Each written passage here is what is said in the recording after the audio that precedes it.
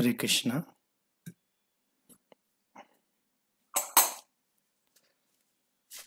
जय राधा माधव कुंज बिहारी। जय राधा माधव कुंज बिहारी। जय राधा माधव कुंज बिहारी। जय राधा माधव कुंज बिहारी। जय गोपी जन वल्लभ गिरिवर धारी। जय गोपी जन वल्लभ गिरिवर धारी। जय गोपी जन वल्लभ गिरिवर धारी। जय जन वल्लभ गिरिवर धारी। यशोदानंदन ब्रजजन रंजन। यशोदानंदन ब्रजजन रंजन। यशोदानंदन ब्रजजन रंजन।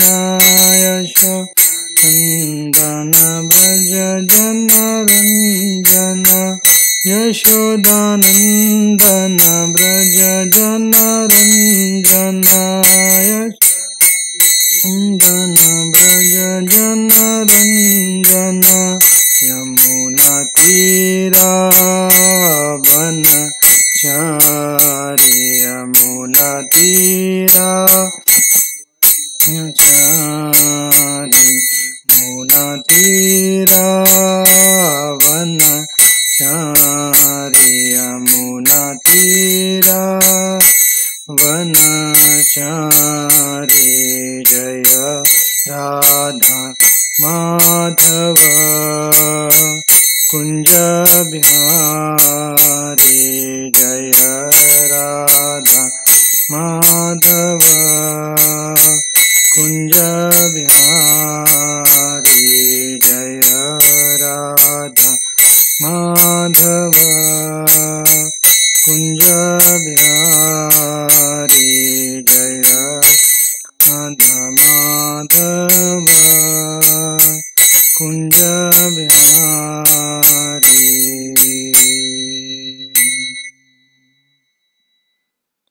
श्री श्री राधा गोपाल भगवान की जय। ओम नमो भगवते वासुदेवाय। ओम नमो भगवते वासुदेवाय। ओम नमो भगवते वासुदेवाय। नमो विष्णुपादाय कृष्णपृष्ठाय भूतले श्रीमते भक्तिवेदांत स्वामिन् इति नामिने। नमस्ते सारस्वती देवे गौरवाणी प्रचारिणे। निर्विशेष शून्यवादी पाश्चात्य देशतारिणे। जय श्री कृष्ण चैतन्य प्रभु नित्यानंद। श्री अद्वैत गदाधर श्रीवासादि गौर भक्तवृंद। हरे कृष्णा कृष्णा कृष्णा हरे हरे। हरे राम राम राम हरे हरे।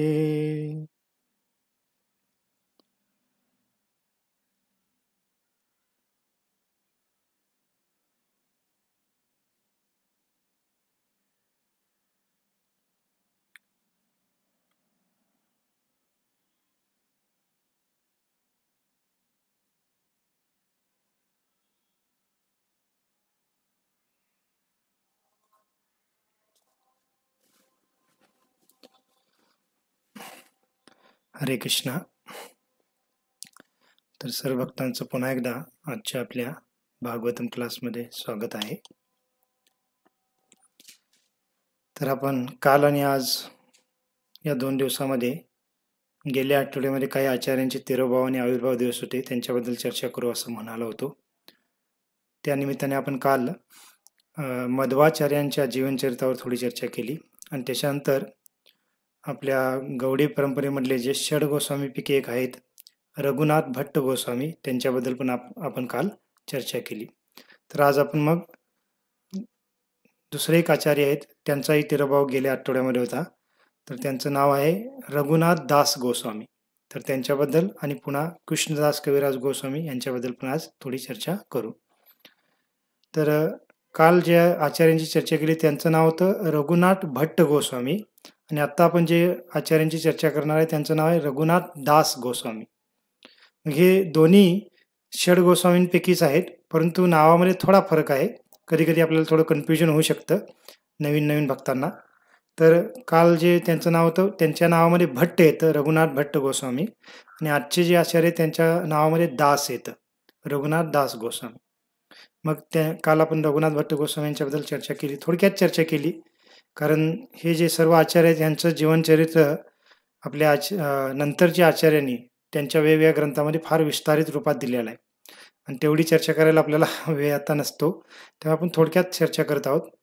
आणि बघूया आपण यात्रेला, मायापूरला यात्रेला गेल्यानंतर मग त्यावेळेला त्या ठिकाणी गेल्यानंतर आपण आणि विस्तारितपणे चर्चा करू शकतो.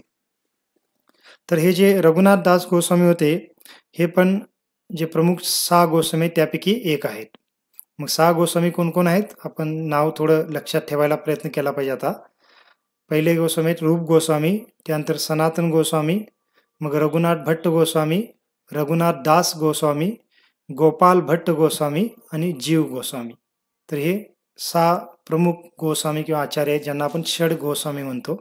आणि आपल्या घरामध्ये पण आपण देवघरामध्ये त्यांचा फोटो ठेवलेला आहे. जे 6 जे भक्त आहेत गोस्वामी उभे आहेत, तर त्या फोटोमध्ये ह्या 6 जणांचा फोटो येतो. तर हे रघुनाथ दास गोस्वामी कोण होते, तर चैतन्य महाप्रभूंच्या कालावधीमध्ये बंगालमध्ये एक फार मोठे जमीनदार होते आणि त्यांचं नाव होतं गोवर्धन मुजुमदार. तर हे गोवर्धन मुजुमदार फार मोठे धनाढ्य जमीनदार होते आणि त्यांचे हे एकुलते एक पुत्र होते रघुनाथ दास गोस्वामी.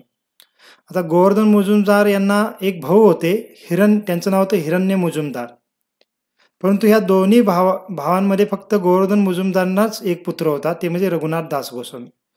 म्हणजे ह्या दोन्ही भावांचं एकत्रितपणे जे काही वैभव होतं किंवा ऐश्वर्य होतं, त्यांची जी काही धनसंपत्ती होती, त्या सर्वाचे रघुनाथ दास गोस्वामी एकटेच वारसदार होते. आणि त्यावेळेला गोवर्धन मुजुमदार आणि हिरण्य मुजुमदार एकत्रच होते आणि दोघेही त्या जमीनदाराचे कार्य पाहत होते. आणि ग्रंथांमध्ये सांगितलेलं आहे की त्यावेळेला बंगालच्या प्रांतामध्ये असे जे जमीनदार असायचे, तर ते जमीनदार पण त्या भागातील, ज्या भागात ते जमीनदार आहेत त्या भागातील एक छोटे राजाप्रमाणेच असत होते. तर मुख्य राजा असत होता त्यावेळेला तिथं नवाब हुसेन नावाचा तो राजा होता, मुस्लिम राजा. आणि हे जे गोवर्धन मुजुमदार आणि हिरण्य मुजुमदार त्या भागातले जमीनदार, म्हणजे तिथल्या त्या लोकल भागातले राजा होते.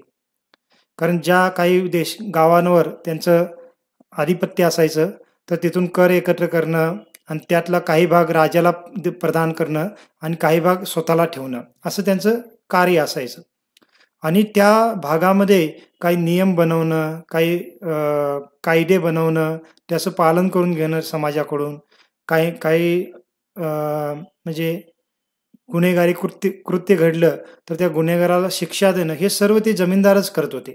आणि त्यामुळे त्यांना लोकल त्या भागामधले राजा म्हणून संबोधलं जात होतं. मग असे गोवर्धन मुजुमदार त्या भागातले मोठे जमीनदार, म्हणजे त्या भागातले एक प्रकारचे राजाच होते आणि त्यांचे हे पुत्र होते. आणि आपल्या चैतन्य चरितामृत किंवा इतर ग्रंथामध्ये त्यांच्या वर्षाचं उत्पन्नाबद्दल पण सांगितलेलं आहे. आता त्याची पूर्ण आपण चर्चा करणार नाही, परंतु आत्ताच्या दृष्टिकोनातून जर पाहायला गेलं, वर्तमान दृष्टिकोनातून, तर ते खरबोपतीपेक्षाही जादा धनवान होते त्या कालावधीमध्ये. आणि त्यांचे एकुलते एक पुत्र हे रघुनाथ दास गोस्वामी होते. आणि गोवर्धन मुजुमदार, हिरण्य मुजुमदार हे पण थोडे भक्त होते, परंतु सकाम भक्त होते, म्हणजे भक्ती पण करायचे आणि भौतिक गोष्टीमध्ये पण ते आनंद घेण्याचा त्यांचा भाव असायचा आणि त्यांचे पुत्र होते. आणि ह्या गोवर्धन मुजुमदारचे एक गुरु होते, त्यांचं नाव होतं यदुनंदन आचार्य. आणि हे यदुनंदन आचार्य कोण होते? हे अद्वैत आचार्यांचे शिष्य होते. अद्वैत आचार्य म्हणजे आपले पंचतत्वापैकी जे महाविष्णूंचे अवतार आहेत, म्हणजे पंचतत्वामध्ये दाढी ज्यांना आहे, पांढरी दाढी, त्यांना आपण अद्वैत आचार्य म्हणतो. तर त्यांचे हे यदुनंदन आचार्य गुरु होते. आणि हे यदुनंदन आचार्य त्या भागामध्येच वास्तव्य करत होते. तर त्या भागाला, बंगालच्या त्या भागाला सप्तग्राम म्हटलं जात होतं किंवा चांदपूरचा भाग असाही त्या भागाचं नाव होतं. आणि त्या सप्तग्रामच्या मध्ये काय होतं की 7 गावांचा जो समुदाय होता आणि त्यांच्यावर यांचं आधिपत्य होतं, गोवर्धन मुजुमदारांचं. आणि त्याच्यामध्ये कृष्णपूर नावाचं एक गाव होतं आणि त्या गावामध्ये हे राहत होते. आणि तिथंच यदुनंदन आचार्य राहत होते आणि त्यांचे गुरु म्हणून, पुरोहित म्हणून ते कार्य करत होते. मग एक वेळा काय होतं की रघुनाथ दास गोस्वामी जेव्हा लहान होते, तेव्हा हे यदुनंदन आचार्य हरिदास ठाकूरांना, जे नामाचार्य हरिदास ठाकूर आहेत, जो रोज 192 माळा करत होते, मुस्लिम कुटुंबामध्ये जन्मून पण एवढे 192 माळा रोज करत असल्यामुळे चैतन्य महाप्रभूंनी त्यांना नामाचार्य ही पदवी दिली होती. तर ह्या हरिदास ठाकूरांना यदुनंदन आचार्य गोवर्धन मुजुमदार यांच्या घरी इन्व्हाइट करतात किंवा आमंत्रित करतात. कारण साधू संतांना आमंत्रित करणं, त्यांची सेवा करणं, त्यांच्या मुखातून काय उपदेश श्रवण करणं ही वैदिक संस्कृती होती आणि त्यावेळेला त्याचं पालन केलं जात होतं. मग यदुनंदन आचार्यांना हरिदास ठाकूरांची स्थिती माहीत होती आणि त्यामुळे ते हरिदास ठाकूरांना त्यांच्या घरी, म्हणजे यदुनंदन आचार्यांचे जे शिष्य आहेत, कोण, गोवर्धन मुजुमदार, त्यांच्या घरी इन्व्हाइट करतात. आणि हरिदास ठाकूर जेव्हा गोवर्धन मुजुमदार यांच्या घरी येतात, तर त्यावेळेला रघुनाथ दास ठाकूर पहिल्या वेळेस हरिदास ठाकूरांना पाहतात. आणि रघुनाथ दास ठाकूर त्यावेळेला तर रघुनाथ दास गोस्वामी त्यावेळेला लहान होते.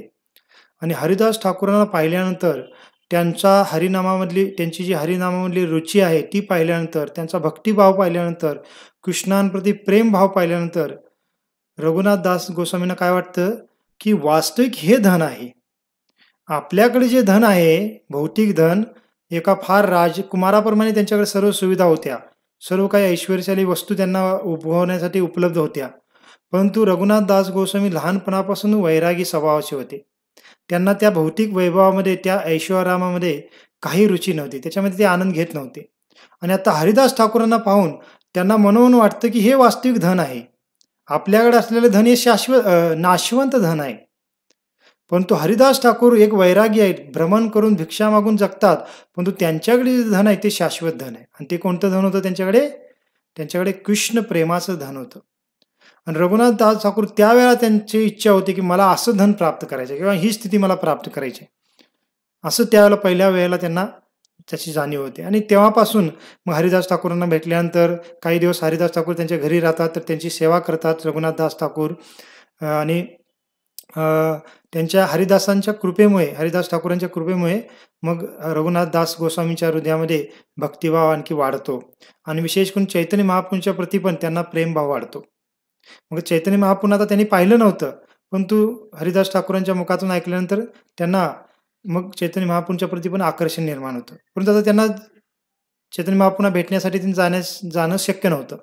मग पुढं काय होतं, काही कालावधीनंतर जेव्हा चैतन्य महाप्रभू संन्यास घेतात आणि संन्यास घेऊन जेव्हा ते शांतीपूर या ठिकाणी येतात, तर शांतीपूर हे अद्वैत आचार्यांचं गाव आहे. तर त्या ठिकाणी चैतन्य महाप्रभू संन्यास घेतल्यानंतर काही दिवसासाठी राहिले होते. तर त्यावेळेला रघुनाथ दास ठाकूर थोडे जरा मोठे झाले होते आता, आणि त्यावेळेला रघुनाथ दास ठाकूर चैतन्य महाप्रभूंचं दर्शन करण्यासाठी शांतीपूरला जातात. आणि तिथं जेव्हा प्रत्यक्षात चैतन्य महाप्रभूंचं दर्शन करतात, चैतन्य महाप्रभूंचा भाव पाहतात, ते कीर्तनामध्ये नृत्य करत आहेत, हरिनामामध्ये, कृष्ण प्रेमामध्ये कधी तल्लीन असतात, हे पाहून त्यांना पूर्ण खात्री पडते की चैतन्य महाप्रभू स्वयं कोण आहेत, कृष्ण आहेत. आणि त्या ठिकाणी ते निश्चित करतात की माझं पूर्ण जीवन मी त्यांच्या सेवेमध्ये समर्पित करणार. परंतु अजून थोडे एकदम तेवढे जादा पण मोठे झाले नव्हते, पुन्हा घरी येतात परत. परंतु घरी परत आल्यानंतर त्यानंतर मात्र त्यांना घरातल्या कुठल्याही कार्यामध्ये, त्यांचे जे काही व्यवसायाचं जे कार्य आहे त्याच्यामध्ये काहीच मन लागत नव्हतं किंवा लक्ष त्यांना लागत नव्हतं. आणि मग ते काय करतात, एक दिवस घरातून पळून जातात चैतन्य महाप्रभूंच्याकडे जाण्यासाठी. चैतन्य महाप्रभू आता त्यावेळेला जगन्नाथपुरीला गेले होते आणि जगन्नाथपुरीला जाण्यासाठी पळून जातात.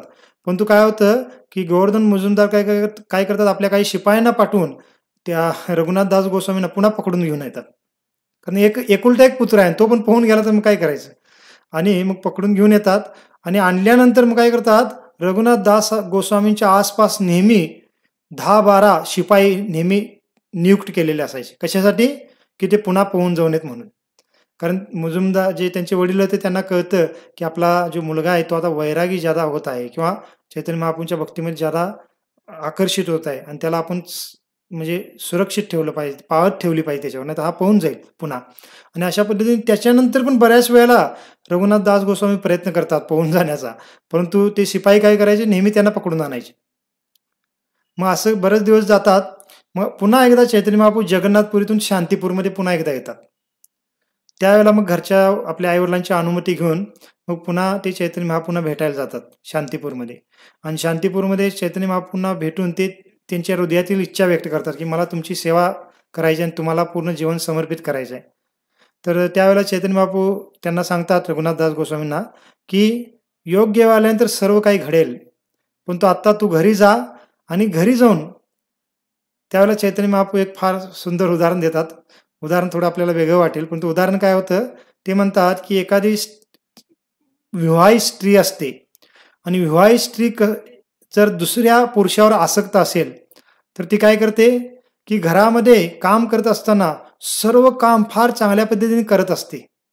परंतु हृदयामध्ये नेहमी त्या परपुरुषाचं चिंतन करत असते. तरी पण ती काय करते, काम फार चांगल्या पद्धतीने करत असते. का? कारण जरा माझ्या कामामध्ये माझं लक्ष नाही मी लक्ष न देता जर चुकीचं कार्य झालं, तर कदाचित माझ्या पतीला किंवा पतीच्या नातेवाईकांना संशय येईल माझ्यावर. आणि त्यामुळे ती स्त्री काय करत असते, चिंतन पण करत असते परपुरुषाचं आणि त्याचबरोबर घरची कामं पण फार चांगल्या पद्धतीने करत असते.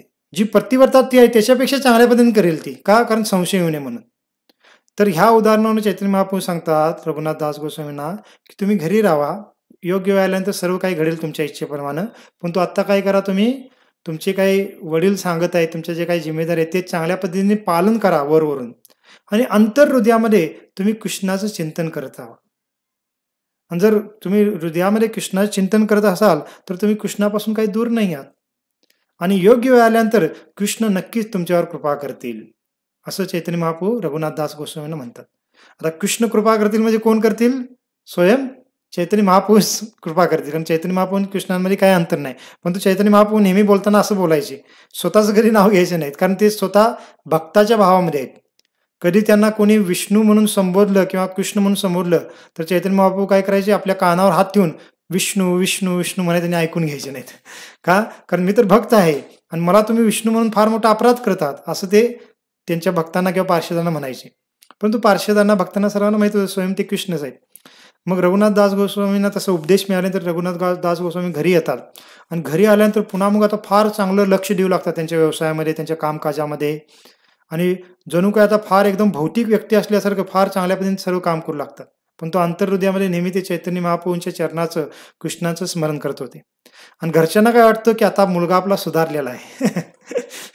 कारण भौतिक लोकांना भौतिक काम करू लागला मुलगा तर सुधारलेला आहे, आणि भक्तीमध्ये लागला तर तो बिघडलेला आहे, है ना. जसं मला एक प्रसंग आठवला, तुम्हाला सांगेन. एक 2-3 दिवसापूर्वीच आपल्या हरे कृष्णा टीव्हीवर आपल्या हरे कृष्णा संस्थेच्या एक माताजी आहेत, फार प्रसिद्ध प्रचारक आहेत. त्यांचं नाव आहे नित्यसेविनी देवीदासी. नित्यसेविनी देवीदासी म्हणून माताजींचं नाव आहे. तर त्या माताजी विशाखापट्टणममध्ये असतात. मग त्यांचे पती आणि माताजी दोघंही मिळून तिथं सेवा करतात. म्हणजे मंदिरमध्ये फुल टाईम आहेत. म्हणजे मंदिरचे त्यांचे पती आहेत ते अध्यक्ष आहेत आणि माताजी पण त्यांच्याजवळ राहून सेवा करतात, प्रचार करतात मुलांना, लहान मुलांना किंवा वेगवेगळे कार्यक्रम असतात. यूट्यूबवर त्यांचं नाव जर आपण सर्च केलं तर यूट्यूबवर पण त्यांचे लेक्चर्स आहेत. नित्यसेविनी देवीदासी म्हणून फार म्हणजे विद्वान आणि भक्त, श्रेष्ठ भक्त आहेत. तर त्यांचं एक 2-3 दिवसापूर्वी मुलाखत होती आपल्या हरे कृष्णा चॅनलवर. आणि मी थोडी ती मुलाखत पाहिली. का पाहिली? कारण मी पण विशाखापट्टणमला जेव्हा जॉब करत होतो तिथं राहत होतो. म्हणजे विशाखापट्टणमला माझं काही कालावधीसाठी पोस्टिंग होतं. तर तिथं मी त्या मंदिरमध्ये जात होतो. मग या माताजींची लेक्चर आम्ही त्यावेळेला ऐकायचो. फार सुंदर लेक्चर देत होत्या आणि अजूनही त्यांचं चालू असतो प्रचार. मग त्यांचा मुलाखत होती काही दिवसापूर्वी हरे कृष्णा टीव्हीवर आपल्या. की ते कसे भक्तीमध्ये आले, कशा पद्धतीने त्यांनी प्रचार केला, म्हणजे सर्व जीवन समर्पित केलं याबद्दल सांगतोय. मग त्या माताजी सांगत होत्या, की जेव्हा त्या लहान होत्या, लहानपणापासूनच त्यांच्या आईने त्यांना भक्तीचं ज्ञान दिलं. घरामध्ये कृष्ण भक्तीचं ज्ञान होतंच. पुष्टी संप्रदायाचे होते ते. आणि मग हैदराबादमध्ये ते राहत होते. तर त्या ठिकाणी जवळच इस्कॉनचं मंदिर होतं आणि त्या मंदिरमध्ये पण जात होते. आणि मंदिरमधल्या वेगवेगळ्या ॲक्टिव्हिटीजमध्ये माताजी लहान असताना, म्हणजे 8वी-9वीला असतानाच त्या वेगळ्या सेवेमध्ये सहभागी व्हायचे. पुन्हा कॉलेज ते करत असताना पण बऱ्याच ॲक्टिव्हिटीजमध्ये इन्व्हॉल्व व्हायचे. आणि पुढं-पुढं काय झालं, त्या ज्या माताजी होत्या, त्या त्यांच्या आईंना किंवा घरच्यांना म्हणू लागल्या, की मला विवाह करायचा नाही. आणि मी काय करेन, पूर्ण वेळ मंदिरात राहून सेवा करायची आहे, असं त्या माताजींना म्हणू लागल्या. म्हणजे त्या माताजी त्यांच्या आईंना सांगू लागल्या. आणि त्यांची जॉइंट फॅमिली होती म्हणे. मुख्य फॅमिली त्यांची गुजरातची होती, मारवाडी फॅमिली, पण तो हैदराबादमध्ये ते त्यांचा बिझनेस होता आणि त्यामुळे तिथे राहत होते. तुम्हाला वाटेल पूर्वजी दुसरंच काय सांगू लागले, परंतु ह्या संबंधित आहे म्हणून मी बोलत आहे. तर मग काय झालं, त्या माताजी सांगत होत्या, की जेव्हा मी आमच्या आईनं तसं सांगितलं, तर आणि आमच्या परिवारातल्या बाकीच्यांना जेव्हा कळालं, की मी अशी म्हणत आहे म्हणून, तर बाकीचे सर्व त्यांचे जे काका होते, काकी होत्या किंवा आणखीन जे आजोबा होते, वयस्कर होते, ते सर्व ह्या माताजींच्या आईला रागवू लागले. का रागवू लागले, की तू बघ काय केलीस, लहानपणापासून ह्या मुलीला सारखं मंदिरात घेऊन जाणं, देवदेव करणं हे केलीस आणि आता बघ ती काय म्हणत आहे, है ना. आणि आमची मुलं बघ किती हे आहेत, म्हणजे चांगली आहेत, असं ते म्हणलं. आणि ती मुलं काय करतात, पिक्चरला जातात, भौतिक गोष्टी दंगामस्ती करतात, म्हणजे अभ्यास करतायत, हे करतायत, परंतु आणि ह्या गोष्टी करत आहेत. मग त्या माताजी काय सांगत होत्या, की त्यांचे घरचे काय म्हणते, त्यांची जी बाकीची मुलं आहेत काकांची ती चांगली आहेत त्यांच्या दृष्टीने. का? कारण ती काही भगवंताची ज्यादा करत नाहीत. आणि बाकी सर्व भौतिक आनंदाचं कार्य, पिक्चर बघणं, हे करणं ते करतात. आणि ह्या माताजी ते काय करत नाहीत आणि भक्तीचं करतात. आणि म्हणून ते आता मंदिरमध्ये जॉईन होते म्हणाले. आणि तुम्ही काय केला, त्या मुलगीला बिघडून टाकला, असं त्यांच्या आईना ते कावत होते. मग ही आई पण काय विचार करते, आता तसं असेल तर मग आईना त्यांची आई काय करते एक दिवस, की आता नाही, मुलगीला मंदिरात घेऊन जायचं नाही. आणि एक दिवस काय नियोजन करतात, पिक्चरला घेऊन जायचं नियोजन करतात. माताजी सांगत होत्या. आणि मग काय होतं, आता माताजी तर म्हणजे कॉलेजच्या विद्यार्थ्यांना ते ज्यादा आई-वडिलांना कसं मना करणार. मग आता त्यांची आई ठरवते आणि त्यांच्या वडिलांना बोलवून घेते. त्या माताजींना आणि त्यांची लहान बहीण होती, त्या सर्वांना घेऊन पिक्चर बघण्यासाठी जातात थिएटरमध्ये. आणि त्या माताजी सांगत होत्या, की पिक्चरचं नाव पण सांगतात, की त्यावेळेचा जो पिक्चर कुठला होता, परदेश नावाचा पिक्चर होता. काही बघताना माहीत असेल. आणि त्या माताजी म्हणल्या, की आम्ही पिक्चर हॉलमध्ये प्रवेश केला आणि उशिराने गेलो होतो आम्ही. आणि थोडा पिक्चर सुरू झाला होता आणि एक गाणं सुरू होतं. आणि त्या गाण्यामध्ये ते माताजी सांगतात, गाण्याचं पण बोल सांगतात. ते आय लव्ह माय इंडिया म्हणून ते गाण्याचं बोल आहे. तर ते गाणं चालू होतं. आणि ते गाणं चालू असतानाच आम्ही बसलो सीटवर. आणि जसं बसलो तसं त्या गाण्याला सुरुवातीलाच त्याच्यामध्ये हरे कृष्ण हरे रामाचं बोल आहेत. म्हणजे हरे कृष्ण हरे राम असं त्या गाण्यामध्ये पण बोललेले आहेत सुरुवातीला आणि नंतर पण. मग मग त्या माताजी जेव्हा बसल्या आणि तसं बसल्या समोर हरे कृष्ण सुरू झालं. आणि त्या माताजी सांगत होत्या, की मग आमच्या आईनं जेव्हा ते ऐकलं, तर ती आई लगेच उठून उभा राहिली. म्हटली, हे हरे कृष्णवाले आम्ही कुठेही गेलो तर ते पिक्चर सोडत नाहीत. इथं पिक्चर बघायला आलो तर इथं पण ते हरे कृष्णच सुरू आहे, असं म्हणल्या. आणि त्या त्या माताजींच्या आई त्यांच्या वडिलांना म्हणल्या म्हणे, नाही नाही, आपल्याला पिक्चर बघायचं नाही, चला म्हणल्या, इथं बसायचं नाही असायला. मग ते वडील म्हणाले म्हणे, की नाही, एवढं पैसे देऊन आलेलो आहे, तिकीट खरेदी केलं, बघून तर जाऊया, काय होतंय. नाही नाही नाही, इथं बसायचंच नाही. त्या हरे कृष्णांच्या पासून दूर जायला म्हणून आपण पिक्चरला आलो. या मुलीला जरा पिक्चर बघणं इकडे तिकडेची सवय लागेल म्हणून.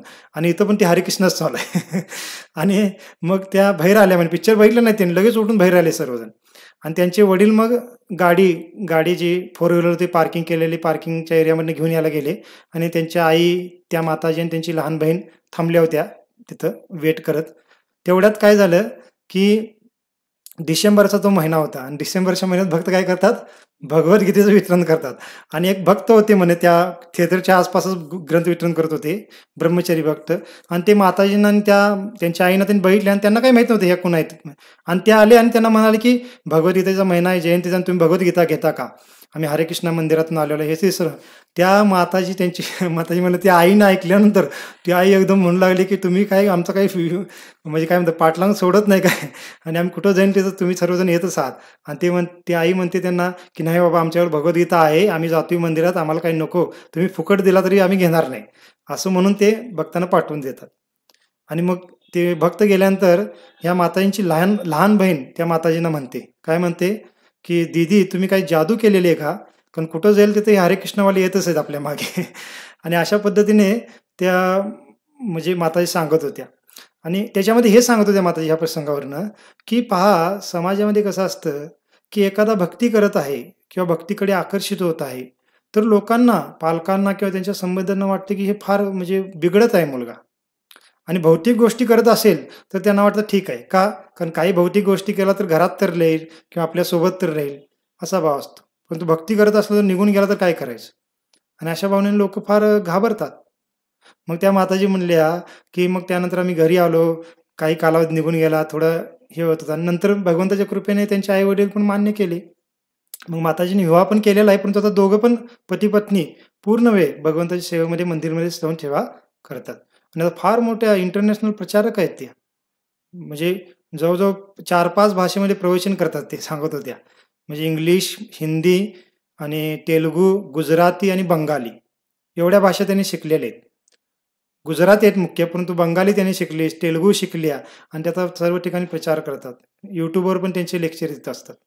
आणि त्या माताजी सांगत होत्या, "आत्ता आमच्या जे आई-वडील आहेत, ते माझ्यावर प्राउड फील करतात, की मी अशा पद्धतीने सेवा करत आहे." आणि आता त्यांचे आई-वडील पण जप करतात आणि म्हणतायत, की आता त्या विशाखापट्टणममध्ये आहेत आणि त्यांचे आई-वडील दुसरीकडे आहेत राहायला.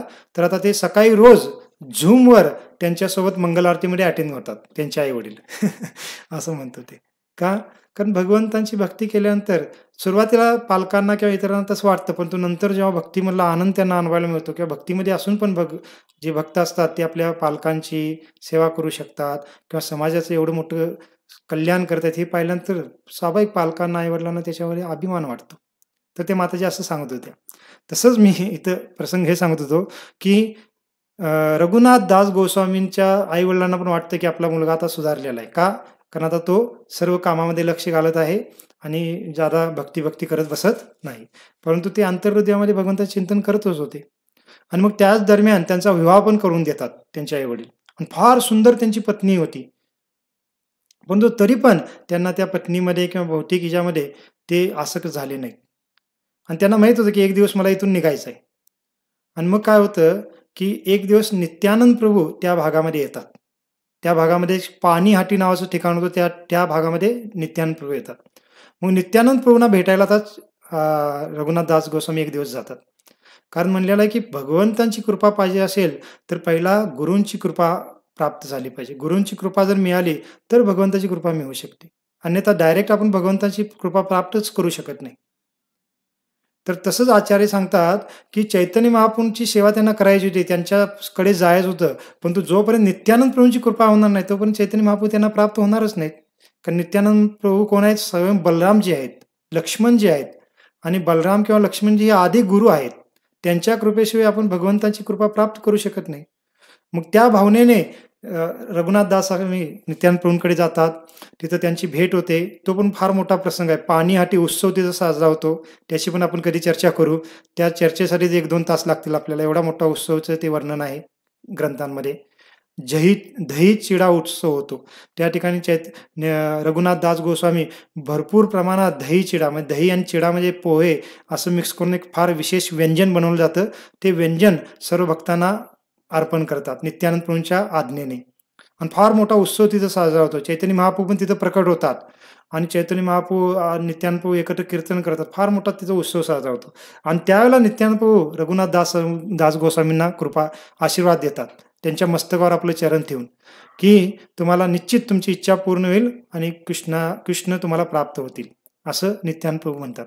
आणि त्याच्यानंतर मग काय होतं, पुन्हा जेव्हा रघुनाथ दास गोस्वामी घरी येतात, मग त्यांच्या आसपास नेहमी ते शिपाई असायचेच. विवाह झाल्यानंतर पण. कारण काय सांगावं कधी कुठं होऊन जाईल म्हणून. मग एक दिवस काय होतं, की रघुनाथ दास गोस्वामी झोपलेले होते. म्हणजे असं बाहेर प्रांगणामध्येच झोपलेले होते ते आणि रात्रीची पहाटेची वेळ होती आणि त्यावेळेला यदुनंदन आचार्य त्यांचे जे गुरु आहेत त्यांच्या कुटुंबाचे, ते यदुनंदन आचार्य त्यांच्या त्या प्रांगणामध्ये येतात. का येतात? कारण त्या गावातलं जे मंदिर होतं, त्या मंदिराचा जो पुजारी होता सेवा करणारा, तो पुजारी सेवा करण्यासाठी मना करत होता. काही स्थानिक लोकांच्या सोबत त्याचा वादविवाद झाला होता आणि तो सेवा करण्यास तयार नव्हता. मग यदुनंदन आचार्य आता सकाळी भगवंताची सेवा आहे ती कोणतरी केली पाहिजे म्हणून ते येतात इकडं हिरण्य मुजुमदार यांना सांगण्यासाठी. परंतु रघुनाथ दास गोस्वामी बाहेरच झोपलेले तर त्यांना उठवतात आणि त्यांना सर्व प्रसंग सांगतात. आणि रघुनाथ दास गोस्वामी फार म्हणजे एकदम एक्सपर्ट होते कशामध्ये, डीलिंग करण्यामध्ये, लोकांना कसं समजवायचं. कारण भक्त असतात, त्यांचा स्वभाव तसा असतो, प्रेम असतो. मग त्यामुळे यदुनंदन आचार्य रघुनाथ दास गोस्वामींना म्हणतात की तुम्ही येता का, त्या पुजाऱ्यांना समजून सांगता का. तर रघुनाथ दास गोस्वामीच्या म्हणजे डोक्यामध्ये लगेच मग क्लिक होतं. काय होतं की आत्ता मला संधी आहे इथून निघण्याची. ते म्हणजे का, कारण नेहमी शिपाई त्यांच्यासोबत असत होते, परंतु जर मी यदुनंदन आचार्यांच्या सोबत जर बाहेर गेलो तर शिपाई माझ्यासोबत येणार नाहीत, कारण ते माझे गुरु आहेत आमच्या कुटुंबाचे. आणि त्या गुरूंच्या सोबत गेलेले असल्यामुळे ते शिपाई ज्यादा माझ्यासोबत येणार नाहीत. आणि तसंच होतं, जेव्हा यदुनंदन आचार्यांच्या सोबत ते घराच्या बाहेर जातात तर ते शिपाई काही झोपलेले असतात, काही जागे असतात, पहाटेची वेळ होती. तर ते विचार करतात ठीक आहे आपले गुरुच आहे त्यांच्यासोबत गेलेले आहेत, पुन्हा येतील, म्हणून ते त्यांच्यासोबत जात नाहीत शिपाई. आणि बाहेर गेल्यानंतर जेव्हा रघुनाथ दास गोस्वामी त्या पुजाऱ्यांना भेटतात, त्यांना समजावून सांगतात चांगल्या पद्धतीने सेवा करण्यासाठी, आणि ते तयार पण होतात पुजारी. आणि मग सर्व झाल्यानंतर यदुनंदन आचार्यांना ते म्हणतात रघुनाथ दास गोस्वामी ठीक आहे आता तुम्ही घरी जावा, मी पण माझ्या घरी जातो असं म्हणतात. आणि जसं यदुनंदन आचार्य तिथून निघतात तर रघुनाथ दास गोस्वामी आपल्या घरी येत नाहीत परत. मग कुठे जातात, तिथून लगेच पळ काढतात. मग त्यांच्याकडे काही नाही, फक्त त्यांनी पेहराव केलेलं एक वस्त्र आहे, त्यांच्याकडे पैसे नाहीत, काय दागिने नाहीत, कारण रात्री झोपलेल्या स्थितीमध्येच आले होते ते. आणि तशा स्थितीमध्येच, कारण त्यांना फक्त चैतन्य महाप्रभूंची भेटीची आस लागली होती, आणि तिथून पळ काढतात. आणि तिथून जेव्हा पळून जातात तर ते मुख्य मार्गाने जात नाहीत. त्यांना कुठं जायचं होतं, जगन्नाथपुरीला जायचं होतं, कारण चैतन्य महाप्रभू त्यावेळेला जगन्नाथपुरीमध्ये होते. आणि मुख्य मार्गातून गेलो तर हे शिपाई पुन्हा मला शोधत येतील, पकडून नेतील, म्हणून ते काय करतात, जंगलातून पळत जातात. आणि वर्णन आहे की पहिल्या दिवशी, कारण ते एवढे त्यांना म्हणजे आतुरलेले होते भगवंतांना भेटण्याशी, चैतन्य महाप्रभूंना भेटायची किंवा त्यांची सेवा करण्याची, की पुन्हा मला पकडलं जाऊ नये मी, यासाठी त्या जंगलातून इतक्या जोरात ते पळत सुटतात. तर पहिल्या एका दिवसामध्येच, ते सकाळी पहाटेच सुरू केल्यात, एका दिवसामध्ये जवळजवळ ते 45 ते 50 किलोमीटर म्हणजे अंतर पूर्ण पार करतात. का, कारण त्यांना सापडायचं नव्हतं. आणि त्या एका दिवसामध्ये काही ग्रहण करत नाहीत, कुठंच थांबत नाहीत. का, कुठल्या मधल्या गावामध्ये थांबलो मी जेवण करण्यासाठी, भिक्षा मागण्यासाठी, आणि शिपाई आले पकडून नेले तर काय करायचं. आणि जवळजवळ 50 किलोमीटर ते अंतर पार करतात. आणि असं रोज पायी चालत करत जंगल मार्गाने चालत जवळजवळ 12 दिवसांनी ते जगन्नाथपुरीला पोहोचतात. आणि या 12 दिवसामध्ये त्यांची काय स्थिती झाली होती, त्यांच्याकडे काही अन्न खायला नव्हतं. मग मध्ये काही गावं येतील तर तिथं काही भिक्षा मागितल्यानं जे काही मिळेल ते थोडं ग्रहण करायचे, पुन्हा चालत राहायचे. त्यांच्या पायाला छाले पडले होते, कारण चप्पल पण नव्हतं त्यांच्या पायामध्ये. कपडे त्या वनामध्ये फास्ट चालून त्याचे काटे तेन लावून कपडे फाटलेले होते. शरीराला पण इजा झाल्या होत्या. अशा स्थितीमध्ये ते जगन्नाथपुरीला पोहोचतात. तर ह्याला म्हणतात भगवंताच्या भेटीची ओढ, है ना. एवढं मोठं ऐश्वर्यशाली त्यांचं कुटुंब होतं, एवढी सुंदर पत्नी होती, तर ते सर्व त्यागून ते जगन्नाथपुरीला पोहोचतात. जेव्हा त्यांचा विवाह झाला, तर विवाह झाल्यानंतर पण जेव्हा असं वेगवेगळ्या ठिकाणी पळून जाण्याचा प्रयत्न करत होते, तर तेव्हा त्यांची आई एकदा म्हणते त्यांच्या वडिलांना, की तुम्ही काय करा, हा सारखा पळून जाण्याचा प्रयत्न करतो, ह्याला घरामध्ये काय करा, रस्सीने बांधून ठेवूया आपण, असं त्यांची आई म्हणते. तर त्यांचे वडील काय म्हणतात त्यांच्या आईना, की म्हणतात ह्या भौतिक जगामध्ये सर्वात मोठी बेडी काय आहे लोकाची, व्यक्तींची बेडी कोणती असते, तर त्याच्याकडे असणारे धनसंपत्ती आहे, त्याची असणारी सुंदर पत्नी आहे, त्याच्याकडे असणारे जे काही मान प्रतिष्ठा आहे, ही सर्वात मोठी बेडी आहे या भौतिक जगातली. आणि ज्या व्यक्तीकडे ह्या सर्व गोष्टी असतात तो कधीही त्या बेडीतून मुक्त होऊ शकत नाही. आणि ह्या बेड्या आपल्या मुलाकडे ह्या सर्व गोष्टी आपल्या मुलाकडे आहेत. एवढं इंद्राप्रमाणे ऐश्वर्य त्याच्याकडे आहे. इंद्र लोकामधल्या अप्सरापेक्षाही ज्यादा सुंदर त्याची पत्नी आहे. आणि हे जर त्याला ह्या ठिकाणी बांधून ठेवत नसतील, तर मग साधारण एक रस्सी त्याला कशी बांधून ठेवली, असं त्यांचे वडील त्यांना म्हणतात. का, कारण तो चैतन्य महाप्रभूंकडे आकर्षित झालेला आहे. म्हणजे साधारण रस्सी त्याला बांधून ठेवू शकणार नाही, असं त्यांचे वडील पण एकदा त्याच्याबद्दल असं बोलतात, म्हणजे रघुनाथ दास गोस्वामीच्या बद्दल बोलतात. आणि तसंच होतं, ते आता सर्व बेड्या तोडून, ज्या भौतिक बेड्या आहेत ह्या धनसंपत्तीच्या, मान सन्मानाच्या, कारण ते एकुलते एक पुत्र होते, राजकुमाराप्रमाणेच होते. सर्व गावातले लोक त्यांना राजकुमाराप्रमाणे मान सन्मान देत होते. मान सन्मान एवढा होता, सुंदर पत्नी होती, सर्व काही होतं. त्यांनी सर्वांचा त्याग करून ते पायी प्रवास करत जगन्नाथपुरीमध्ये येतात. आणि चैतन्य महाप्रभूंना जेव्हा भेटतात तर चैतन्य महाप्रभू फार प्रसन्न होतात. आणि आचार्य सांगतात मग नंतरचे, की ही कृपा नित्यानंद प्रभूंची आहे. कारण नित्यानंद प्रभूंची जेव्हा कृपा झाली, तेव्हा मग ते काय झाले, त्यांच्या पळून जाण्यामध्ये यशस्वी झाले. त्याच्या अगोदर यशस्वी झाले नाहीत. आणि मग जगन्नाथपुरीमध्ये पण ते पोहोचतात. जगन्नाथपुरीमध्ये राहून चैतन्य महाप्रभूंची सेवा करतात. आणि पुन्हा मला ते पण भरपूर प्रसंग आपण सांगणार नाही, कारण वेळ आपल्याला कमी आहे. आपल्याला कृष्णदास कविराज गोस्वामींच्या बद्दल पण बोलायचं आहे. तर पुढचे काही प्रसंग, आता जगन्नाथपुरीमध्ये काय प्रसंग आहेत किंवा त्याच्यानंतर वृंदावनमध्ये पण ते येतात. वृंदावनमधले पण बरेच प्रसंग आहेत. तर ते प्रसंग आणि पुढे आपण कधी त्यांचा 13वा आविर्भाव दिवस आले किंवा यात्रेमध्ये त्यांना आपण चर्चा करू. परंतु याच्यावरून आपल्याला हे कळतं की भक्ती प्राप्त करण्यासाठी आपण कसं त्याग केला पाहिजे किंवा अनासक्त राहिलं पाहिजे. एक तर आपण सर्वस्व त्याग करू शकलो तर फार चांगली गोष्ट, परंतु जर सर्वस्व त्याग करू शकलो नाही आणि त्या स्थितीमध्ये राहून आपल्याला भक्ती करायचं आहे, तर आपण मग जसं चैतन्य महाप्रभूंनी उदाहरण दिलं, की एक पर पुरुषामध्ये आसक्त असणाऱ्या पत्नीप्रमाणे आपण राहिलं पाहिजे भक्तीमध्ये. कारण आता आपल्याकडे आपण कुटुंबामध्ये आहोत, आपली पत्नी आहे, आपले पती आहेत, आपली मुलं आहेत, आपले सर्व जिम्मेदारी आहेत.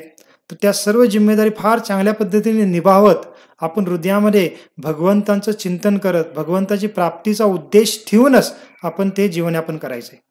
मग एक दिवस रघुनाथदास गोस्वामींच्या प्रमाणे आपल्याला पण भगवंत प्राप्त होतील. परंतु जर आपण भौतिक कार्यामध्येच अडकून पडलो आणि ठीक आहे म्हातारपणी जरा भक्ती करू, तेव्हा वेळ काढल्यानंतर करू, असं जर आपण विचार केला तर अजिबात घडणार नाही. का? कारण तरुणपणात आपण करू शकलो नाही, म्हातारपणी कसं करणार? कारण सवयच नाही ना त्याची. परंतु लोक म्हणतात हे सर्व म्हातारपणी करायचं असतं, तरुणपणी किंवा प्रौढ वयामध्ये थोडं मौज मस्ती करायची असते. तर ही सर्व मूर्खता आहे. तर अशी शिकवण आपल्याला त्यांच्यातून मिळते. पुढं आणि बरेच प्रसंग आहेत त्यांचे, म्हणजे रघुनाथदास गोस्वामींच्याकडून. मग आता कृष्णदास कविराज गोस्वामी जे तिसरे आचार्य आहेत, तर हे कोण आहेत? हे आपले चैतन्य चरितामृताचे लेखक आहेत. चैतन्य चरितामृत जे चैतन्य महाप्रभूंच्या लीलेवर आधारित प्रमुख ग्रंथ आहे, त्याचे प्रमुख लेखक आहेत चैतन्य चरितामृत कृष्णदास कविराज गोस्वामी. आणि यांचा पण संबंध रघुनाथदास गोस्वामींशीच आहे. कारण रघुनाथदास गोस्वामी जेव्हा जगन्नाथपुरीतून, म्हणजे जगन्नाथपुरीमध्ये चैतन्य महाप्रभूंच्या सोबत काही कालावधीसाठी राहतात आणि चैतन्य महाप्रभूंचं अंतर्धान झाल्यानंतर मग रघुनाथदास गोस्वामी वृंदावनमध्ये येतात. आणि वृंदावनमध्ये ते काय करायचे की रोज चैतन्य महाप्रभूंच्या लीलेवर आधारित 3 तास कथा करायचे वृंदावनमध्ये. कारण चैतन्य महाप्रभूंच्या सोबत जगन्नाथपुरीमध्ये ते राहिलेले होते रघुनाथदास गोस्वामी. आणि रघुनाथदास गोस्वामींना चैतन्य महाप्रभूंच्या जगन्नाथपुरीतल्या लीला सर्व माहीत होत्या. आणि मग ते जेव्हा वृंदावनमध्ये येतात तेव्हा रूप गोस्वामी त्यांना सांगतात, कारण रूप गोस्वामी त्यावेळेला वृंदावनमध्येच होते. आणि रूप गोस्वामी त्यांना सांगतात की तुम्ही काय करा, चैतन्य महाप्रभूंच्या ज्या लीला आहेत जगन्नाथपुरीतल्या, त्या लीलेचं वर्णन तुम्ही वृंदावनमधल्या वैष्णवांना करून सांगा. आणि मग रघुनाथदास गोस्वामी त्यानुसार रोज 3-3 तास काय करायचे, चैतन्य महाप्रभूंच्या लीलेवर बोलायचे. आणि त्यावेळेला हे कृष्णदास कविराज गोस्वामी त्यांच्या प्रवचनामध्ये बसून सर्व कथा श्रवण करायचे. आणि कृष्णदास गोस्वामी मग काय करतात, कृष्णदास कविराज गोस्वामी रघुनाथदास गोस्वामींकडून दीक्षा ग्रहण करतात. आणि मग काय होतं, मग रघुनाथदास गोस्वामी जेव्हा अंतर्धान होतात आणि कृष्णदास कविराज गोस्वामी पण फार वयस्कर होतात, जवळजवळ 90 वर्षापेक्षा जादा वय त्यांचं झालं होतं. त्यावेळेला मग काय होतं की वृंदावनमधले जे काही वैष्णव होते, ते वैष्णव कृष्णदास कविराज गोस्वामींना म्हणतात की तुम्ही रघुनाथदास गोस्वामींच्या मुखातून चैतन्य लीला श्रवण केलेले आहे, तर त्यामुळे तुम्ही काय करा, चैतन्य चरितामृत नावाचा एक ग्रंथ लिहा चैतन्य महाप्रभूंच्या लीलेवर आधारित. मग कविराज गोस्वामी आहेत, कृष्णदास कविराज गोस्वामी, तिथं फार वयस्कर झाले होते, त्याला 90 पेक्षा जादा त्यांचं वय होतं. तर ते म्हणतात नाही मी पात्र नाही आहे त्याचा. परंतु सर्व वैष्णव विनंती केल्यानंतर मग ते तयार होतात. आणि तयार होण्याच्या अगोदर पण ते काय करतात, पहिला राधा मदन मोहन जे मंदिर आहे वृंदावनमध्ये, त्या मंदिरमध्ये जातात भगवंताचा आशीर्वाद घेण्यासाठी. कारण हे मी कार्य आता सुरू करणार आहे वैष्णवांच्या प्रसन्नेसाठी. आणि जेव्हा ते तिथं जातात आणि प्रणाम करून प्रार्थना करत असतात, तेव्हाच काय होतं, जे मदन मोहन विग्रह आहेत त्यांच्या विग्रहांच्या गळ्यातील जो हार आहे, तो हार, फुलांचा हार, तो तुटून खाली पडतो. आणि मग ते तुटून खाली पडल्या आता जे कृष्णदास कविराज गोस्वामी त्यांची प्रार्थना करण्यासाठी गेले होते, तर बाकी वैष्णव पण त्यांच्यासोबत गेले होते. तर पुजारी काय करतो, तो हार घेऊन येतो आणि म्हणतो की तुम्ही जी काही प्रार्थना केलेली आहे आता मदन मोहनजींना, तर त्या प्रार्थनेला मदन मोहनजींनी ह्या हाराच्या रूपामध्ये तुम्हाला अनुमती दिलेली आहे किंवा आशीर्वाद दिलेला आहे. आणि असा म्हणून तो काय करतो, तो पुजारी काय करतो, कृष्णदास कविराज गोस्वामींच्या गळ्यामध्ये तो हार घालतो. आणि सर्व वैष्णव जोरात हरी बोल जय जय असं म्हणून म्हणजे आनंद व्यक्त करू लागतात. का? कारण अशा पद्धतीने आता मदन मोहनजींची पण अनुमती मिळालेली आहे, कृपा मिळालेली आहे. आणि मग ते ग्रंथ लिहिण्यास सुरुवात करतात. आणि काल मग आपण सांगितलेलं आहे. मग हेच कृष्णदास कविराज गोस्वामी चैतन्य चरितामृत लिहिण्याच्या अगोदर रघुनाथ भट्ट गोस्वामींना भेटायला जातात. रघुनाथ भट्ट गोस्वामी कोण? ज्यांच्याबद्दल आपण काल चर्चा केली होती. त्यांचा अजून देहत्याग झाला नव्हता. आणि त्यांचा आशीर्वाद जेव्हा घ्यायला जातात, तेव्हा रघुनाथ भट्ट गोस्वामी त्यांना काय म्हणतात? ठीक आहे, मी आशीर्वाद द्यायला तयार आहे, परंतु ह्या चैतन्य चरितामृतमध्ये माझं तुम्ही काही वर्णन करू नका. का? कारण तो ग्रंथ भगवंतांच्या स्तुतीप्रित्यर्थ आहे. त्या ग्रंथामध्ये फक्त भगवंतांची स्तुती झाली पाहिजे. माझ्यासारख्या तुच्छ जीवाचं वर्णन तुम्ही काय करून त्या ग्रंथाला दूषित करू नका, असं रघुनाथ भट्ट गोस्वामी म्हणतात. म्हणजे वैष्णवांचा भाव काय असतो पहा. आणि मग त्यावेळेला रघुनाथ भट्ट गोस्वामींच्याकडून आशीर्वाद घेतात. गोपाल भट्ट गोस्वामी पण त्यावेळेला हयातीत होते, त्यांचा पण आशीर्वाद घेतात कृष्णदास कविराज गोस्वामी. आणि मग ग्रंथ लिहिण्यास सुरुवात करतात. आणि ग्रंथ लिहायच्या वेळेला त्यांचं वय मी सांगितलं 90च्या वर होतं. आणि त्यांची शारीरिक स्थिती काय होती? त्यांना सरळ पाहता येत नव्हतं, सरळ ऐकू येत नव्हतं, बोलता पण येत नव्हतं. आणि त्यांचे हात कापत होते लिहिताना. आणि त्यावेळेला आत्ताप्रमाणे काही पेनसारखं एकदम आरामशीर लिहिण्याचं नव्हतं. त्यावेळेला ते म्हणजे पानावर खोरून लिहायला लागायचं. आणि तशा स्थितीमध्ये ते कार्य हाती घेतात. का? फक्त वैष्णवांच्या प्रसन्नेसाठी. आणि ते म्हणतात की वास्तविक मी फार पापी व्यक्ती आहे. त्या चैतन्य चरितामृतमध्ये सुरुवातीला म्हणतात की मी इतका पापी व्यक्ती आहे की मी जगाई मदाईपेक्षाही तुच्छ आहे, असं कृष्णदास कविराज गोस्वामी स्वतःबद्दल बोलतात. आणि काय म्हणतात की जगाई मदाईपेक्षा तुच्छ आहे एवढंच नाही, तर एखादा विष्ठेमधला किडा असतो, त्या विष्ठेतल्या किड्यापेक्षा मी तुच्छ आणि पापी आहे. आणि एखाद्या व्यक्तीने जर माझं नाव जरी ऐकलं तरी त्याचं पाप पुण्य काय होईल? नष्ट होऊन जाईल. एवढा मी काय? पापी व्यक्ती आहे. आणि एखाद्याने जर माझं नाव उच्चारण केलं तर तो स्वतः पण पापी बनेल, असं कृष्णदास कविराज गोस्वामी स्वतःबद्दल म्हणतात. आणि प्रभुपाद म्हणतात की कृष्णदास कविराज गोस्वामी जे आपल्या ग्रंथामध्ये हे लिहित आहेत स्वतःबद्दल, तर ते काही औपचारिकता म्हणून एक लोकांना मी किती नम्र आहे हे वाटावं म्हणून तसंच लिहित नाहीयेत. तर त्यांच्या हृदयामध्ये खरोखर तसा भाव होता. कारण भक्तांचा भाव येत असतो, जेवढे ते भक्तीमध्ये प्रगती करतील तेवढं स्वतःला ते तुच्छ समजतात किंवा तुच्छ आहेत असंच त्यांना वाटतं. फक्त म्हणण्यासाठी नाही, त्यांना वाटत असतं वास्तविक. तर त्यांना वास्तविक विष्ठेपेक्षा मी तुच्छ आहे, विष्ठेतल्या किड्यापेक्षा मी तुच्छ आहे, हे त्यांचा भाव होता. जगामध्ये एवढे पाप करत होते तर त्यांच्यापेक्षा मी तुच्छ आहे, हा त्यांचा वास्तविक भाव होता. तुम्ही माझं नाव ऐकलं तर तुम्ही फार तुमचं पुण्य नष्ट होईल, असं म्हणणं म्हणजे त्यांच्या मागे त्यांचा वास्तविक तो भाव होता. मग ते तसं म्हणाल्यात याचा अर्थ आपण खरोखर ते तेवढे तुच्छ आहेत असं समजायचं नाही. आपण विचार केला पाहिजे किती महान आहेत. का? कारण त्यांनी चैतन्य चरितामृत लिहिलेलं आहे.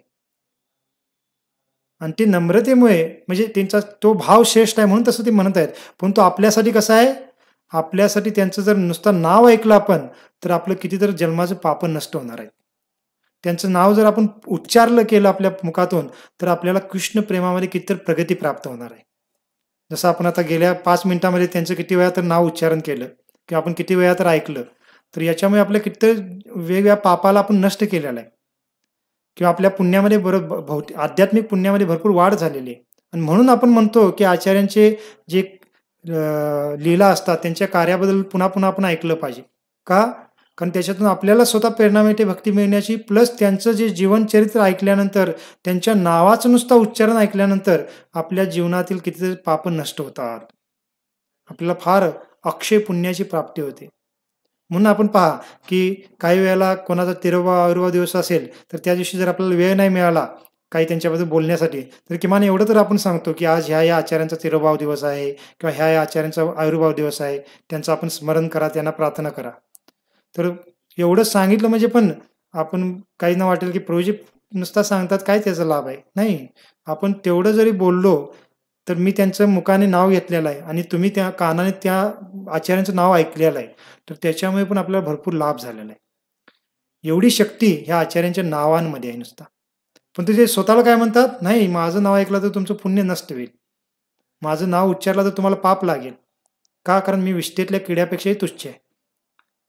तर ही आपल्या आचार्यांची भावना होती, चेतना होती. आणि म्हणून आपण पुन्हा पुन्हा यांचं ऐकलं पाहिजे. आणि मग ते काय करतात, चैतन्य चरितामृत लिहिण्यास सुरुवात करतात. आणि मग पूर्ण पण होतं भगवंताच्या कृपेने. ते म्हणतात पण, वास्तविक माझी काही योग्यता नाहीये, फक्त मी नित्यानंद प्रभूंच्या कृपेने, चैतन्य महाप्रभूंच्या कृपेने आणि रूप गोस्वामी, रघुनाथ भट्ट गोस्वामी, रघुनाथ दास गोस्वामी ह्या आचार्यांच्या कृपेने मी हे कार्य करू शकत आहे, नाहीतर माझ्यामध्ये काही योग्यता नाही, असं ते स्वतः म्हणतात. आणि चैतन्य चरितामृत त्यांनी जो ग्रंथ लिहिला हा इतका श्रेष्ठ आहे, इतका विशेष आहे, की मग प्रभुपादांचे जे गुरु होते भक्ती सिद्धांत महाराज, ते एका ठिकाणी म्हणतात त्यांच्या प्रवचनामध्ये, ते म्हणतात की ह्या भौतिक जगातले जे काही आध्यात्मिक ग्रंथ आहेत, आज आपले 108 उपनिषद आहेत, 4 वेद आहेत, रामायण महाभारत आहे, भागवतम आहे, सर्व वेगळे आणि भरपूर ग्रंथ आहेत आणि आचार्यांनी लिहिलेले पण भरपूर ग्रंथ आहेत. तर भक्ती सिद्धांत महाराज म्हणतात की ह्या भौतिक जगातले सर्व जरी आध्यात्मिक ग्रंथ नष्ट झाले आणि फक्त भागवतम आणि चैतन्य चरितामृत जर अस्तित्वात राहिलं, तरी या मनुष्य समाजाचं काही नुकसान नाहीये. फक्त भागवतम आणि चैतन्य चरितामृत या 2 ग्रंथाचं अध्ययन करून मनुष्य समाज स्वतःचा उद्धार करू शकतो. एवढे हे 2 ग्रंथ महत्वपूर्ण आहेत, असं भक्ती सिद्धांत महाराज म्हणतात. आणि पुढे जाऊन आणि म्हणतात, मग ह्या 2 ग्रंथामध्ये जर भागवतम ही लुप्त झालं किंवा नष्ट झालं काळाच्या ओघामध्ये आणि फक्त चैतन्य चरितामृत ग्रंथ शिल्लक राहिला, तरी समाजाचं काही नुकसान नाहीये. फक्त चैतन्य चरितामृत ग्रंथाचं अध्ययन करून, त्याचं वाचन करून समाज आपलं पूर्णत्व प्राप्त करू शकतो. एवढी शक्ती या चैतन्य चरितामृत ग्रंथामध्ये. आणि तो ग्रंथ कोणी लिहिलेला आहे? कृष्णदास कविराज गोस्वामी यांनी लिहिलेला आहे. एवढं त्यांचं महत्व आहे त्या आचार्यांचं. आणि प्रभुपाद पण जेव्हा अमेरिकेला चालले होते, तर प्रभुपाद आपल्या डायरीमध्ये लिहितात. काय लिहितात? की मी अमेरिकेला चाललेलो आहे, मला 2दा हार्ट अटॅक आलेला आहे, अमेरिकेमध्ये माझं कोणी ओळखीचं नाही, परंतु तरी पण मला काही भय नाहीये. का? कारण माझ्यासोबत श्रीमद भागवतम आहे आणि दुसरं चैतन्य चरितामृत आहे. आणि या 2 ग्रंथाच्या रूपात भगवंत माझ्यासोबत आहेत आणि त्यामुळे मला काही भय नाही. अशा पद्धतीने प्रभुपाद पण म्हणतात. आणि प्रभुपादांनी ह्या ग्रंथाच्या द्वारे पूर्ण जगामध्ये कृष्ण भक्तीला प्रसारित केलं. आणि तो ग्रंथ कृष्णदास कविराज गोस्वामींनी दिलेला आहे. मग असे हे विशेष आचार्यांचा तिरभाव गेल्या आठवड्यामध्ये होता. कृष्णदास कविराज गोस्वामी आणि रघुनाथ दास गोस्वामी यांच्याबद्दल आज आपण चर्चा केली. काल रघुनाथ भट्ट गोस्वामी यांच्याबद्दल चर्चा केली आणि मध्वाचार्य यांच्याबद्दल पण चर्चा केली. आणि पुन्हा शेवटी सांगतो, आपण या 2 दिवसामध्ये या 4 आचार्यांची जी चर्चा केली, ती त्यांचं जे काही वर्णन शास्त्रामध्ये आहे आपल्या आचार्यांनी लिहिलेल्या ग्रंथामध्ये, त्याचं एक 5% पण आपण चर्चा नाही केली. भरपूर आणि त्यांच्या लीलेबद्दल, त्यांच्या कार्याबद्दल वर्णन आहे. परंतु हेच आहे, हरी अनंत, हरी कथा अनंता. भगवंत अनंत आहेत आणि भगवंताच्या कथा अनंत आहेत. मग जसं भगवंत अनंत आहेत, तसे भगवंतांचे भक्त पण अनंत आहेत. भगवंताच्या भक्तांच्या लीला पण अनंत आहेत. आणि त्यांच्या कथा श्रवण करायला पूर्ण आयुष्य आपलं अपुरं होईल. आणि म्हणून तर नित्यम भागवत सेवया असं म्हणलेलं आहे, की आपण रोज काही वेळ काढून भागवताचं श्रवण केलं पाहिजे. मग या भागवतामध्ये भगवंताच्या कथा असतील आणि भगवंताच्या भक्तांच्या कथा असतील. आणि ते श्रवण करून आपण जीवनाचं पूर्णत्व प्राप्त करू शकतो. आणि खरोखर आपण फार भाग्यशाली आहोत. आपण जे पण काही भक्त उत्साहाने, ज्यांना याची गंभीरता वाटते, जे काही भक्त नियमितपणे हे श्रवण करतात, आपल्याला पण माहीत नाही की आपण काय लाभ प्राप्त करत आहोत. बहुतेक लोक म्हणतील की ह्याच 1 तासामध्ये आम्ही काही पैसे कमवण्याचं आमचं व्यवसायाचं काही कार्य करू, आम्ही थोडं काही कुटुंबासोबत थोडं दंगामस्ती करून आनंद घेऊ, किंवा आणि काही काही लोक म्हणतील. आणि आपल्यासारख्यांना म्हणतील की हे काय रोज तुम्ही ऐकत बसता, याचा काय लाभ आहे. परंतु त्यांना मूर्खांना काय माहित आहे याचा काय लाभ आहे. परंतु ज्यांना श्रद्धा आहे त्यांना अनुभव येईल काही कालानंतर की आपण काय करत आहोत ही गोष्ट, है ना. तर त्यामुळे खरोखर आपण फार भाग्यशाली आहोत की या आचार्यांची चर्चा आपण करत आहोत. आणि म्हणून आपण वैष्णव प्रणाम केल्यानंतर म्हणतो, अनंत कोटी वैष्णव वृंद की जय म्हणतो. का? कारण वैष्णव वृंद पण अनंत कोटी आहेत. कोटी नाही आहेत, अनंत कोटी. अनंत हा शब्दच पुरेसा आहे, ज्याला अमर्यादित म्हणतो. पण तिथे अनंत पण कोटी आहेत. म्हणजे आपण विचारच करू शकणार. का? कारण अनंत कोटी ब्रह्मांड आहेत. अनंत कोटी ब्रह्मांडामध्ये भगवंताचे अवतार होतात आणि अनंत कोटी ब्रह्मांडामध्ये असे कितीतर वैष्णव भक्त आहेत. मग काय झालं, त्याची गिनतीच करू शकत नाही आपण. आणि त्यामुळे आपण भगवंताच्या भक्तांची चर्चा कधी संपू शकत नाही, भगवंताच्या लीलेची चर्चा कधी संपू शकत नाही. आपलं आयुष्य संपून जाईल. आणि हेच आपल्याला हवं आहे की आपलं आयुष्य असंच संपून जावं, भगवंतांचं आणि भक्तांच्या लीलेचं श्रवण करत, आणि आपण भगवंताला प्राप्त करावं. बाकी काही उद्देश या जीवनामध्ये आपण ठेवलाच नको पाहिजे. बाकी सर्व इथंच राहणार आहे. परवा आपण नारद मुनीच्या लीलेबद्दल जी चर्चा केली, नारद मुनीचा प्रसंग, त्या प्रसंगामुळे सारखंच घडणार आहे की आयुष्यभर आपण सर्व कमवलं आणि शेवटी नारद मुनीच्या त्या प्रसंगामध्ये पूर येतो आणि सर्व काही होऊन जातं. तसंच मृत्यू म्हणजे पण आपल्या जीवनासाठी एक पूरच आहे. आणि तो पूर काय करतो, आपलं उभा केलेलं घर वाहून घेऊन जातो, आपलं संबंधित पत्नी, पती, मुलं सर्वांना वाहून घेऊन जातो. वाहून घेऊन जातो म्हणजे घर, पती पत्नी तिथंच राहतील, आपल्यालाच घेऊन जातो तो मृत्यू पुराच्या रूपामध्ये, है ना. आणि आपण सर्वजण दुरावतो. पण तो कृष्ण भक्तीला ज्याने प्राप्त केलेला आहे तो कधी दुरावत नाही आणि तो भगवंताला प्राप्त करतो. म्हणून रघुनाथ दास गोस्वामी आपण जी चर्चा केली पहिला, की ते काय म्हणतात की वास्तविक धन हे आहे जे हरिदास ठाकूरांकडे होतं, ते म्हणजे कृष्ण प्रेम. तर ठीक आहे, आज आपण इथं थांबूया आणि उद्या मग आपण आता पुन्हा कृष्ण लीलेवर चर्चा करू, जे कृष्ण मथुरेमध्ये पोहोचलेले आहेत आणि त्याच्यानंतर पुढे काय काय लीला होतात त्याच्यावर लीला चर्चा करू.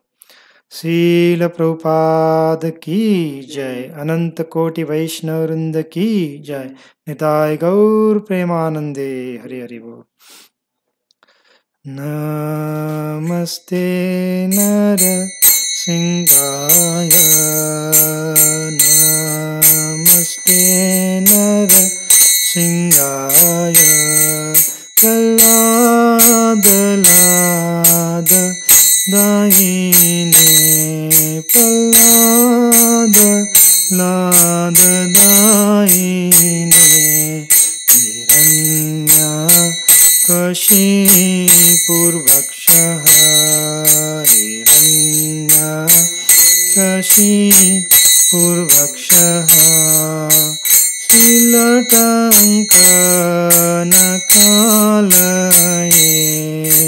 श्रीलटङ्कनकालये, इतो न सिंगापर, तो न सिंगा, इतो न सिंगापर, तो न सिंगा, यतो यतो यामि ततो न सिंगा, यामि ततो न सिंगा, बहिन सिंगारुद हेन सिंगा, बहिन सिंगारुद हेन सिंगा, नर सिंहमदीं शरणं प्रपदे, नर सिंहमदीं शरणं प्रपदे, तव करकमलवरे नाकाम् अद्भुत सिंहा, दलित हिरण्यकशिपु तनुभृङ्गा, केशवधूता नरहरिरूपा, जय जगदीश हरे, जय जगदीश हरे, जय जगदीश हरे, तव करकमलवरे नाकाम् अद्भुत सिंहा,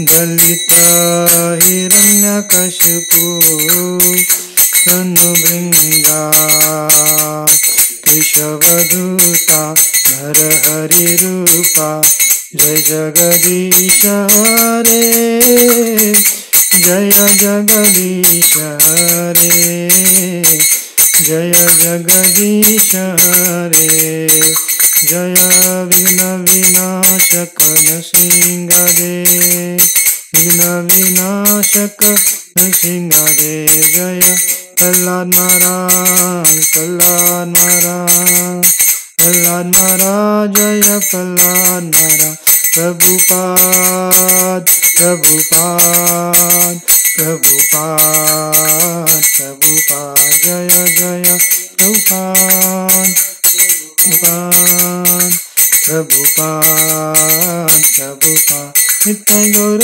हरि बोल, हरि बोल, हरि बोल, हरि बोल, नित्य गौर हरि बोल, हरि बोल, हरि बोल. हरि बोल।